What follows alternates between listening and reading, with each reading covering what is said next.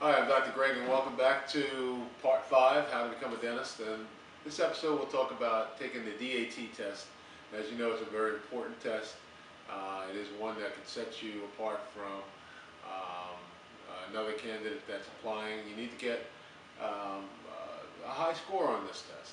The score of 17 on the test or 18 is about average, so of course you'd like to score as high as you can on this test. Now there's actually 4 parts to the test. There's a part that is a perceptual aptitude test. There's a part that has math. There's a part that gives you your science, natural sciences, which would be organic chemistry, chemistry, and biology. And there's quantitative analysis, which is basically math and reading. So the test is about 5 hours. And what I want to go over here is just how you can go about taking the test and how to prepare. So let's talk about preparation for the test. Most students find anywhere between 2 to 4 months before you actually take the test is ample time to prepare. So what you really want to do is look at either taking a preparatory course such as Kaplan. You can go online. There's other courses other than Kaplan. And you also can look at books. There are some books out there, excellent books at the bookstores that offer sample tests. You can also go online, and there are online sites that offer the test. Either way, you're going to need to spend some time preparing for the test to get used to the time constraints. For instance, you have 60 minutes to take the perceptual aptitude test. And that's not really a test you can really study for other than having the ability to take sample tests.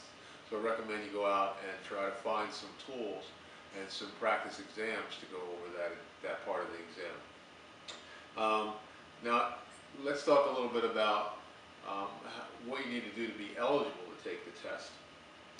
First of all, you have to apply for the test. And in order to be able to apply for the test, you have to go online to get a dent pin. So you're going to need to get a dent pin, and you should go to ada.org